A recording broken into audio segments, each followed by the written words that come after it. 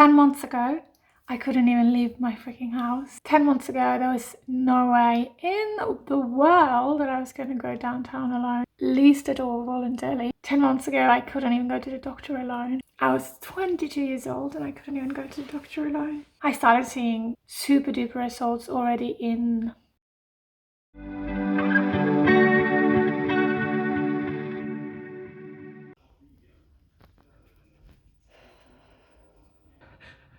I should have. I'm so scared it's never gonna end. I'm so scared.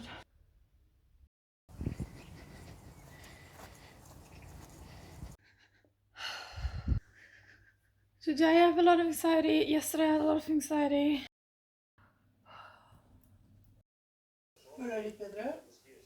No. I'm having a panic attack or anxiety attack. It's more like an anxiety attack because it's been happening this entire day. First, I want to say that however long you may have suffered from nervous illness, if you wish to recover, you can. Last year, I couldn't even leave my hospital room because the hallway looked too dangerous to even walk down. I was literally like, you know, in movies when you see the room be like, and then there's a person in the middle. I had that with even the hallway of the hospital. I imagine I couldn't even leave my hospital room. I was that sensitized and that scared and that bothered with anxiety symptoms and OCD. And in July, I had the absolute worst time. I don't feel like I can breathe.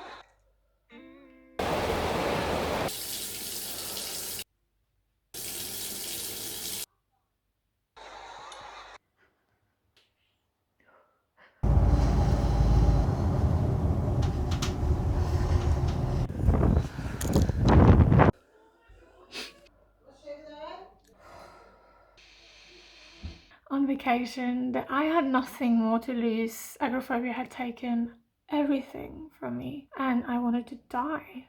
I was in hospital and I saw a comment that had been left on my video and he said, "Hi, I know you probably tried a lot, but have you heard what Clary Week is?" Life-changing. I promise you, this way lies freedom. You can do it gently on. So I did the first exposure and I didn't check the time schedule or anything. I just walked down there and I called a friend. So that's like one of the security. I did take the bus for 35 minutes back and forth. So I took it from here and then I took it 4 stops and then I took it back again and back and forth, back and forth. And my friend was like, "Oh, go on the subway and take you 1 station." And then I stepped inside the metro and then I stepped out. So metro is definitely something I have to work on. Yeah, I'm gonna do the same tomorrow, but I will be taking the bus 1 stop further and then maybe not call a friend. We'll see. It's more important that I am able to take the bus than that I don't call a friend, if you get the vibe. I'm really hoarse because I had a lot of anxiety in the previous week, so.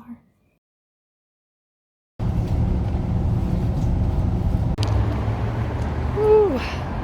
Started getting anxious on my way over there, still with mom, but I was just anticipating the tour back.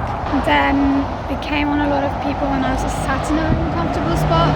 And then someone sat beside me, which makes me stuck in an enclosed space. But I stayed on and it took it longer and felt better as soon as I came off the bus, but I'm now gonna jump on it again. I just now realized, once the bus comes in 10 minutes, second, I have such heart palpitations and like someone is standing on my chest. And I just realized that I forgot to put on my Fitbit, so I can't do that like repetitive checking of my pulse, which probably would just make it worse. So maybe it's a good thing. But the thing is, if I quit now and I just walk home, then the exposure wouldn't really have had anything to it.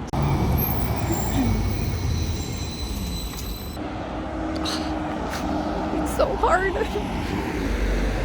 It's so hard.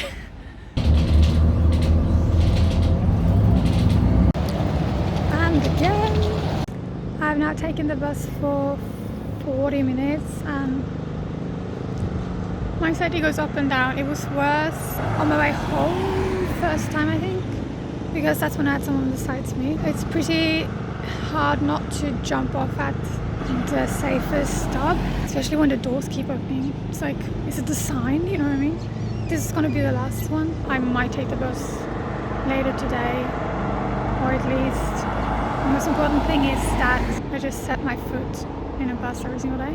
When I wasn't doing those real bouts of exposure, I was trying to normalize taking the bus. If it meant taking the bus just at one station that I was kind of okay with at this point, I would just do it repeatedly throughout the weeks and months just to habitualize myself and normalizing for myself that I'm a person that takes the bus, or I'm a person that takes the subway, like I'm a person who does those things.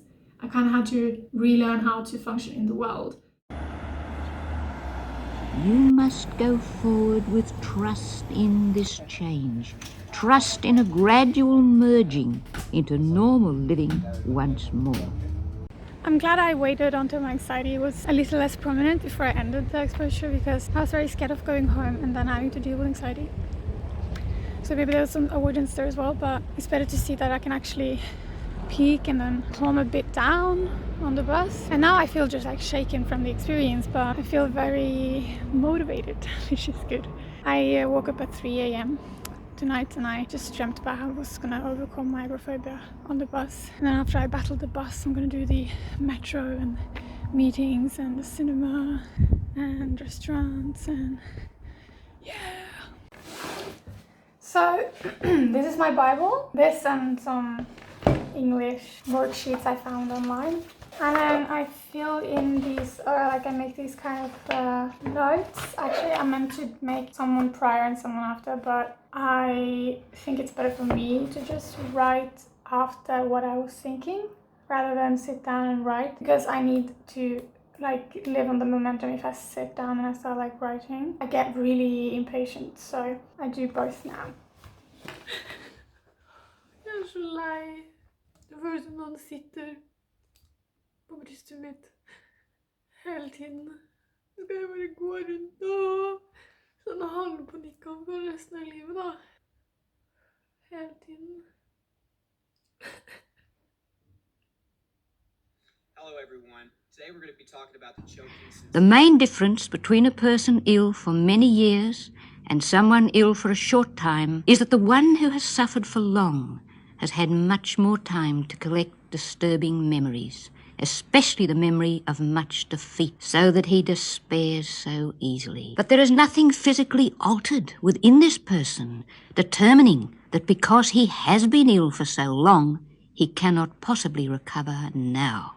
Struggling with anxiety is shit. Struggling with anxiety and agoraphobia specifically is shittest, because not only are you always anxious from having anxiety, not only are you having panic attacks, but you're also completely isolated to your own little house. You can't meet your friends, you can't go out on walks, you can't take public transport anywhere, you can't go to the movies, you can't go to meetings, you can't go to school, you can't go and work. It's shit. It is really shit. It's like whenever you try to leave your house, you get this like intense surge of just wanting to avoid it, wanting to stay home. And if you do go outside, you have panic attacks or you have agonizing anxiety attacks that lasts and lasts and lasts. At the very start, it was really difficult for me just to simply leave the house and go to the bus station. Like it was nerve-wracking. I felt like my literal nerves were like fried and exposed to the world. I felt like a third-degree burn victim on my nerves. And I had no rest and recovery whatsoever because I couldn't. I was activated constantly, having either anxiety attacks, OCD attacks, or panic attacks, or both,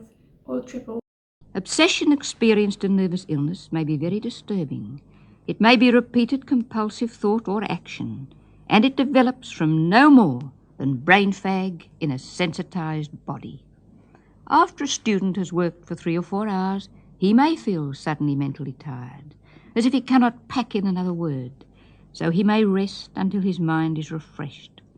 A nervously ill person is a particular kind of student. He has been studying himself constantly for weeks, months, even years. So much like somatic OCD and health anxiety and he rarely pauses to rest his mind. So he may be suffering from chronic brain fag without knowing it. It's day 3 of taking the bus and treating anxiety as the thing it is. The reptile brain going crazy. So I'm really excited. I'm gonna take the bus and go downtown with Mom. I'm just gonna sit with the panic. I'm gonna sit with it and enjoy it. No. The early stages of recovery may seem unreal. Doing the unusual, although it may be no more than boarding a bus alone, may seem very unreal. So that in the beginning, even when successful, there may be no satisfactory feeling of achievement, only a feeling of strangeness. Indeed, one's illness may seem safer, more real, than the early stages of recovery. So that the journey into town may have to be made successfully many times. Hi, Mama! It's your recovery queen. Before it is accompanied by any real sense of You're achievement. playing all my favorite songs when we came in. Achievement must be consolidated before you can feel you have firm ground beneath your feet from which to face the future.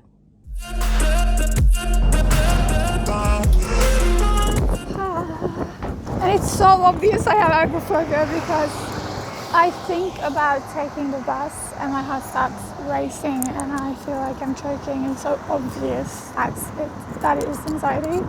It would be so strange if I had this physical disease that just got worse by thinking about the bus. The next round, if I can manage to do it, I'll take you to the stop there. A nervously ill person is so easily bluffed by his feelings of the moment because they are so hard to bear and therefore seem so important. I'm so uncomfortable. It's okay, it's just my body overreacting. Oh, there it comes, there it comes. Very strange feelings indeed may momentarily, from time to time, sweep over the nervously ill.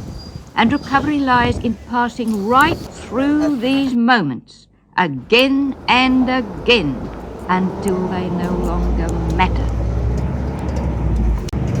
I am using some sort of safety right now because I'm filming, number one, and number two, I sat back here where there's no one so I can panic in peace. Because if I get a panic attack and I start crying, that's actually the best for the exposure, not for me. Imagination has flashed so many pictures of the difficulties on the way to recovery over such a long time that these difficulties have come to seem so concrete they cannot be thought away, cannot be talked away. Only repeated, successful achievement can finally take the fear out of contemplation. Never run home in fear. See it all through and you'll know what it's like to be really free. But freedom must be earned, and the permanent way is the hard way. It has to be hard, because you have to find strength. I even ran to make it worse.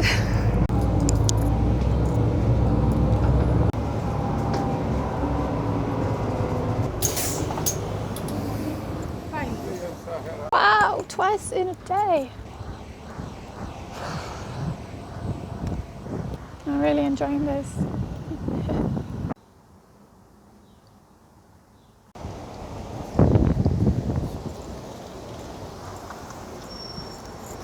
Hello.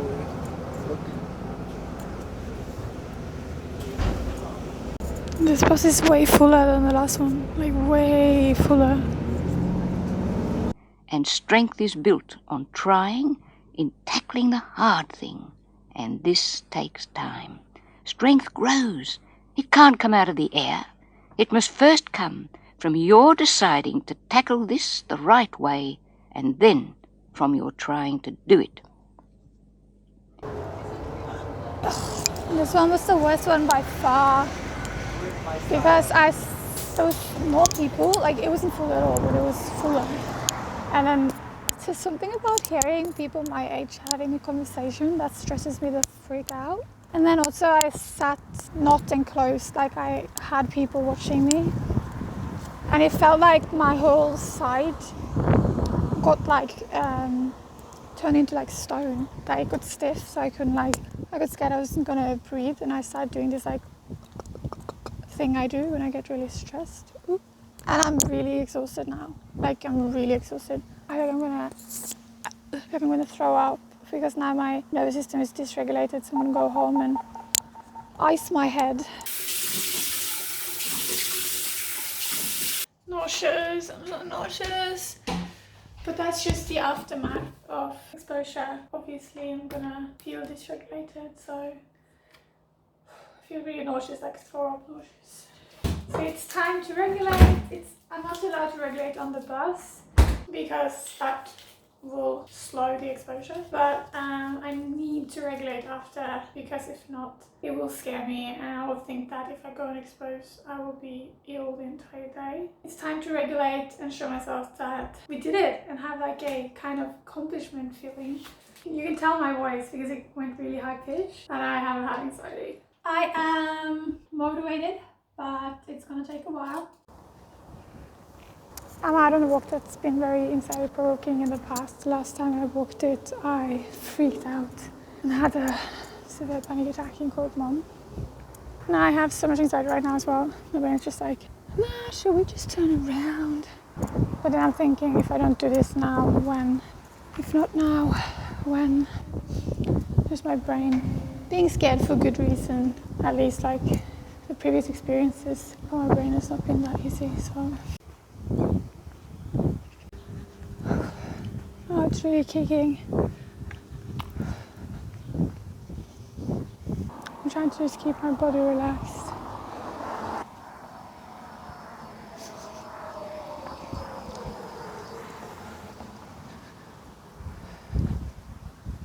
I've decided I am exhausted and already, so I'm not going to call mom, but I'm going to cut the walk short.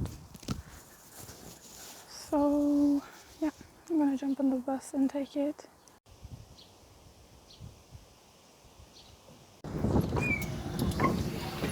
Imagine me wanting to take the bus instead of walking.